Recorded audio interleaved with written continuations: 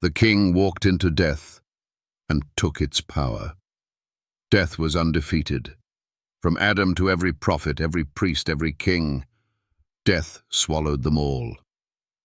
It had a perfect record. No one entered and returned. Until one day, a king didn't run from death. He walked into it.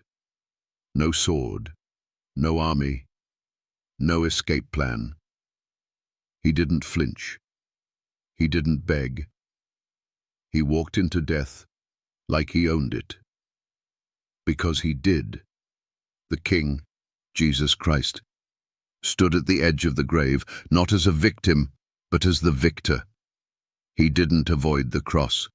He embraced it. He didn't tremble before the tomb. He targeted it. Who does that? If Jesus were just a man, death would have held him like all others.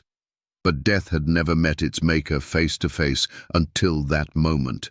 And in 3 days, the grave learned something terrifying. It had no power over deity. Skeptics, let's reason. If Jesus was only a prophet, why didn't he stay dead like every other prophet? If he was merely a teacher, why did he break the one law that all of humanity must obey? You shall surely die. If he was just a man, why did he rob the grave of its victory and humiliate hell without lifting a finger? The answer? Because this king wasn't ordinary. This king was the Word made flesh, the resurrection and the life, the eternal I Am wrapped in human blood. He walked into death, not accidentally, not tragically, but intentionally, to take its keys, to destroy its grip, to shatter its claim over you and me. So, priest, why do you still perform rituals as if death has power? Imam, why do you still speak of judgment without a savior? Pastor, why do you preach powerless sermons while people die in sin? If your message doesn't end with the king who conquered the grave, then your message is empty. Because only one king walked into death and came out carrying authority. Religion didn't do that. Philosophy didn't do that. Moral codes didn't do that. The law couldn't do that. Only Jesus did. He went down into the pit and broke it open. He walked into the domain of Satan, not to negotiate, but to overthrow. He stripped death of its terror and rewrote the end of your story. That's not mythology.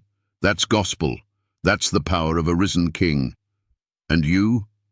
You were never meant to serve death. You were never meant to die afraid, hopeless and guilty. Jesus entered death so you could exit it. He became sin so you could become righteous.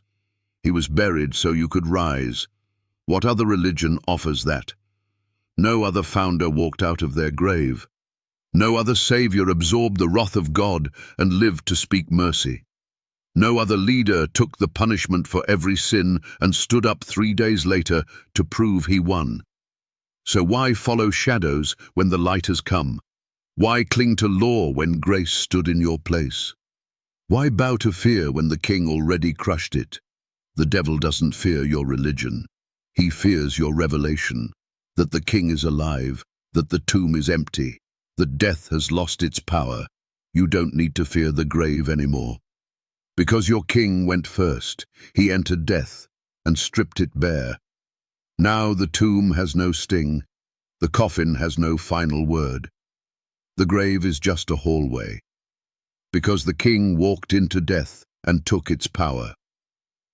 Prove me wrong.